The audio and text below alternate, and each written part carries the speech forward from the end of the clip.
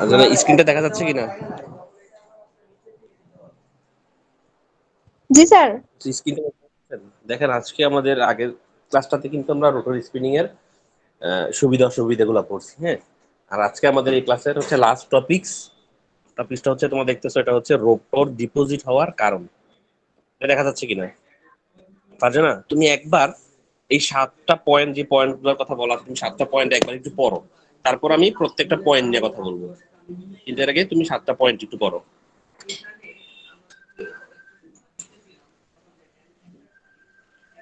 ফারজানা, এই 7টা পয়েন্ট একটু বলো।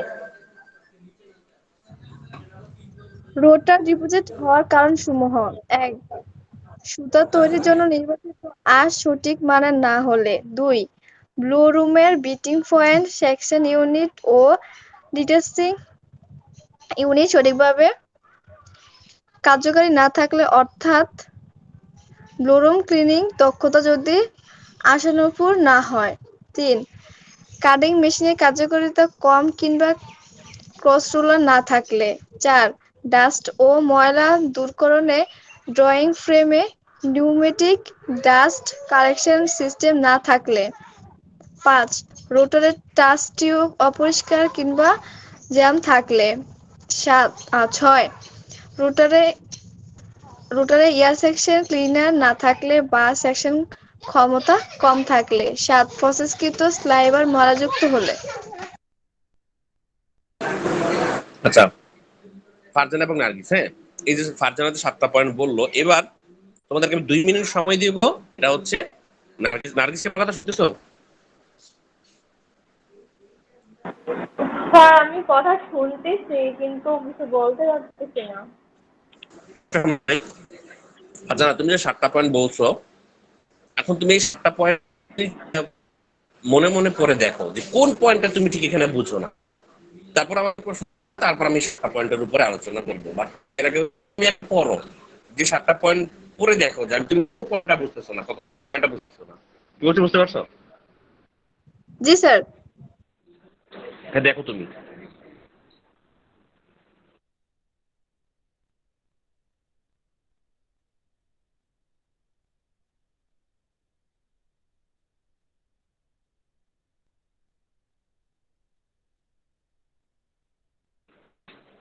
যা পরে তাদের জন্য বলতেছি, আমাদের আজকের আলোচনার বিষয়বস্তু হচ্ছে কারণ।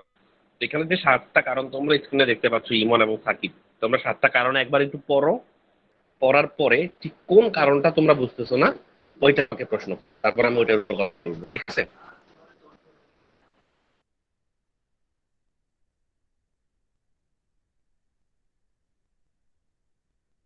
স্যার ২ নাম্বারটা একটু কেমন জানি লাগতেছে, আর সবগুলা বুঝতে পারছি, সমস্যা নেই, বাকি ৬টা পয়েন্ট।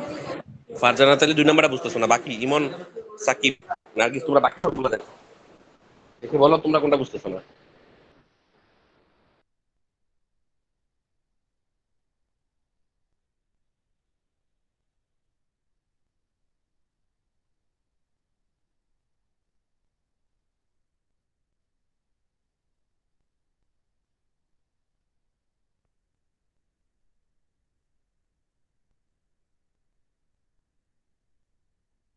বাকি সবাই দেখো, ইমন তুমি সবগুলো পয়েন্ট দেখো, দেখে ফারজানা 2 নাম্বারটা বুঝে নাই, ইমন আর সাকিব তোমরা পরে দেখো কোনটা বুঝো নাই।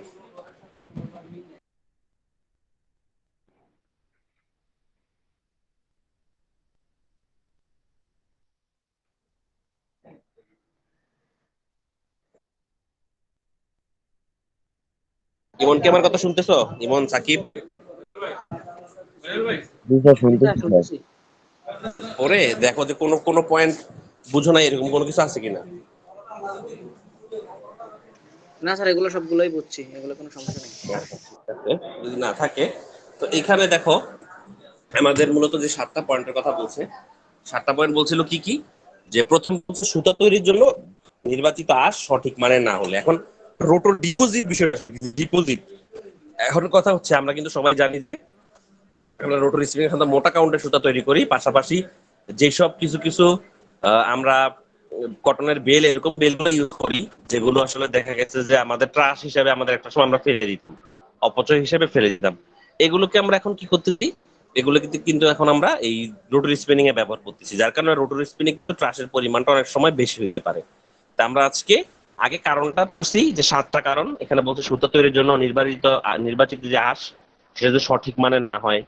তারপর হচ্ছে ব্লুমের মধ্যে হচ্ছে আমাদের beating point, suction unit, dedusting unit, এগুলো যদি সঠিকভাবে আমাদের কাজ না থাকে, কার্ডিং মেশিনের কার্যকারিতা ক্রম অর্থাৎ ক্রস রোল যদি না থাকে, ডাস্ট ও ময়লা দূরীকরণের ড্রয়িং ফ্রেমে নিউমেটিক ডাস্ট কালেকশন সিস্টেম না থাকলে।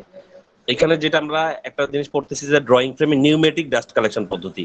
কারণ হচ্ছে একটা জিনিস আমরা খেয়াল রাখবো, যখন আমরা ড্রয়িং ফ্রেমে ডাস্টিং অর্থাৎ ময়লা আবর্জনা কালেকশন করার জন্য এখানে কিন্তু আমরা বিভিন্ন ধরনের সিস্টেম ব্যবহার করে থাকি। এর মধ্যে একটা সিস্টেমের নাম হচ্ছে এখানে বলছে আমাদের যে নিউমেটিক ডাস্ট কালেকশন সিস্টেম, আর একটা হচ্ছে সাকসেশন সিস্টেম। এর অনেকগুলো সিস্টেম আছে।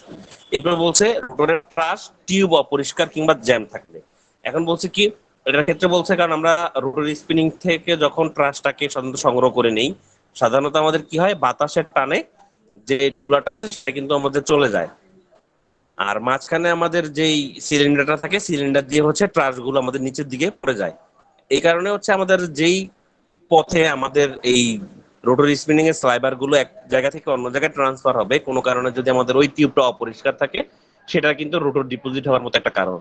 এরপর বলছে রোটরে এয়ার সাকশন ক্লিনার না থাকলে। এয়ার সাকশন হচ্ছে কি, যেটা আমি কিছুক্ষণ আগে মাত্র বললাম, যে মূলত এখানে আমাদের রোটরের স্পিনিং থেকে ট্রাস সমূহ দূর করার কাজ কাজ যে আমরা করে থাকি, এখানে কিন্তু মূল কাজটা করে থাকে সাধারণত এয়ার সেকশন, বাতাস প্রবাহের মাধ্যমে। এখন এটাতে যদি সমস্যা থাকে তাহলে কিন্তু আমাদের রোটর ডিপোজিট হতে পারে। এরপর হচ্ছে প্রসেসকৃত স্লাইবার সমূহ যদি আমাদের ময়লা থাকে, তাহলে এই 7টা পয়েন্ট নিয়ে আমাদের আশা করি কারো কোনো প্রবলেম নাই। এখন আমরা রোটর ডিপোজিট কমানোর কি পদ্ধতি আছে, কারণ রোটর স্পিনিং এর ডিপোজিট হবে বেশি পরিমাণে, এটা আমরা জানি ভালো করি। এর মধ্যে তাহলে কি কি পদ্ধতি অবলম্বন করলে হচ্ছে আমরা এটা কমাইতে পারবো। তোমাদের বইয়ে টোটাল 7টা পয়েন্ট দেওয়া আছে, যে পয়েন্ট গুলো হচ্ছে যদি আমরা মাথায় রাখি তাহলে রোটরের ডিপোজিটটা সাধারণত আমরা কমাইতে পারি। প্রথম আমাকে যেটা বলছে সেটা কি বলছে, যে সঠিক কাঁচামাল নির্বাচন। দেখো একদম প্রথম এটা বলছে, তার মানে এটা কিন্তু একদম ইজিলি, তুলা নির্বাচনের সময় যদি আমরা কম ময়লাযুক্ত অর্থাৎ ট্রাশ যুক্ত তুলা নির্বাচন করি, তাহলে আমরা কিন্তু আমাদের এই সমস্যাটা থেকে বের হইতে পারবো। এখানে একটা কথা বলে দিচ্ছি কি, স্টাপল লেন্থ কম হলেও ট্রাশের পরিমাণ যাতে কম থাকে সেদিকে লক্ষ্য রাখতে হবে। একটা কথা এখানে বারবার বলে দিচ্ছি কি, কারণ লম্বা দৈর্ঘ্যের আঁশ থেকে ক্ষুদ্র দৈর্ঘ্যের যে আঁশগুলো, ক্ষুদ্র দৈর্ঘ্যের আঁশে কিন্তু ট্রাশের পরিমাণটা সাধারণত বেশি থাকে।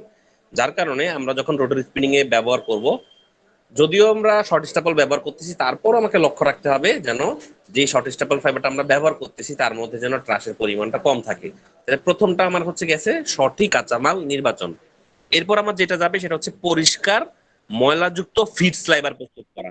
কারণ আমরা জানি যে ব্লু রুমে সাধারণত আমরা যেটা ফিড করব সেটাকে সাধারণত আমরা আমাদের বলা হয় কি বলা হয়, বেল বলা হয়, আর যেটা আউটপুট হিসেবে পাবো সেটাকে বলা হয় সাধারণত ল্যাব। এজন্য এখানে বলছে এজন্য প্রসেসকৃত প্রসেসগুলোতে নিম্নের ব্যবহার নিতে হবে। যেমন কি কি ব্যবহার নিতে হবে, যেমন হচ্ছে আমাদের জিনিং। কারণ আমরা ফার্স্ট জানি যে তুলা থেকে সুতা তৈরির যে প্রসেসটা আছে, এখানে কিন্তু ফার্স্ট কাজ হচ্ছে জিনিংটা। আর জিনিং কাকে বলে এটা কারোর মনে আছে কিনা, জিনিং জেনারেল স্যার জিনিং হচ্ছে স্যার তুলা থেকে মানে স্যার তুলার বীজ থেকে তুলাগুলোকে আলাদা করার প্রক্রিয়া হচ্ছে হ্যাঁ, জিনিং। বীজ তুলা থেকে বীজ এবং তুলাটাকে পৃথক করে দেওয়া, সাধারণত এটা করার আমরা পদ্ধতি জিনিং। প্রাকৃতিক ফাইবারের মধ্যে করে থাকি, তাই না? এবং এটা যখন আমরা বীজ তুলা থেকে বীজ এবং তুলা পৃথক করে দেই, তখন কিন্তু দুইটা জিনিস আমরা শিখছিলাম। একটাকে শিখছিলাম লিন্ট এবং একটা শিখছিলাম লিন্টার্স। মনে আছে এটা? কারণ হচ্ছে বীজ জি থেকে স্যার, বীজ লিন্ট এবং লিন্টার। যখন লেগে থাকে সেটা কিন্তু আমরা লিন্টার্স বা অপদ্রব্য হিসেবে ব্যবহার করি, তাই না? তো যার কারণে কিন্তু আমাদের রোটারি স্পিনিং এ যখন আমরা জিনিং পদ্ধতিটার ক্ষেত্রে কিন্তু আমাদের ভালো করে লক্ষ্য রাখতে হবে যেন আমাদের এই লিন্টার্স এর পরিমাণটা যেন হচ্ছে আমাদের কম থাকে। এরপর আছে কি আমাদের ব্লু রুম। আমরা জানি যে ব্লু রুমের মূল 3টা কাজ কি কি, আমাকে একজন বলো তো ব্লু রুমের 3টা কাজ কি কি হয়ে থাকে। প্রথম হচ্ছে বেল ওপেনিং, তারপরে হচ্ছে ক্লিনিং, মিক্সিং, ব্লেন্ডিং। হ্যাঁ, মূলত কিন্তু আমাদের হচ্ছে তোমার ওপেনিং এন্ড ক্লিনিং, এটা আমরা একসাথেই বলতে পারি, ঠিক না? তারপর হচ্ছে আমাদের মিক্সিং ব্লেন্ডিং, এবং একটা হচ্ছে আমাদের ট্রাশ দূর করা, যেটা হচ্ছে ট্রাশ রিমুভার বলা হয়, ট্রাশ সমূহকে দূর করার কাজে করা হয়। যার কারণে আমরা যখন রোটারি স্পিনিং এর যেই প্রোডাক্টটা আছে এটাকে যখন আমরা ব্লু রুমে নিব, তখন কিন্তু আমাকে কয়েকটা বিষয়ের উপর লক্ষ্য রাখতে হবে। প্রথম বিষয়টার কথা বলছে, দেখেন এখানে বিটারের সংখ্যা বাড়ানো। বিটার কি, এটা আমাকে কে বলতে পারবা? বিটার কি, আমাকে বলতে পারবা কিনা বিটারটা কি? ইমন বা কেউ আমাকে বলতে পারবা বিটার কি? স্যার বিটার হচ্ছে স্যার একটা ঘূর্ণায়মান যন্ত্র যার আঘাতের ফলে বেলগুলো ওপেনিং হয় এবং তুলার আঁশগুলো ক্ষুদ্র হ্যাঁ, ক্ষুদ্র good. বুদবুদে পরিণত হয়। তুমি আমাকে দুই একটা বিটারের নাম বলতে পারবা কিনা?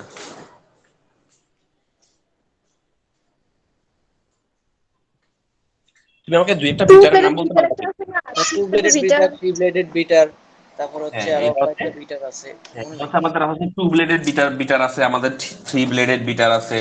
এই মূলত বিটারের কাজ হচ্ছে কি, তুলার গুচ্ছগুলোকে আঘাত করা, তাই না? আঘাত করে তুলার গুচ্ছগুলোকে তোমার আমাদের ওপেনিং করার কাজটা করা হয়। এরপর আমাদের দেখা যায় কন্টিনিউয়াস স্ট্রিপিং পদ্ধতি ব্যবস্থা দ্বারা, এখানে স্ট্রিপিং পদ্ধতিটা হচ্ছে স্ট্রিপিং এর মাধ্যমে হচ্ছে আমরা সাধারণত আঁশগুলোকে সংগ্রহ করে রাখি, ঠিক না? এটা হচ্ছে আমাদের স্ট্রিপিং পদ্ধতি। এরপর দেখো আমাদের এখানে কি আছে, ব্লু রুমে বলছে সেন্ট্রাল ডাস্ট কালেকশন সিস্টেম বা ফিল্টার রুম ব্যবহার করা। ব্লু রুমের মধ্যে কিন্তু একটা উল্লেখযোগ্য একটা অংশ হচ্ছে আমার কি, সেন্ট্রাল ডাস্ট কালেক্টিং পদ্ধতি।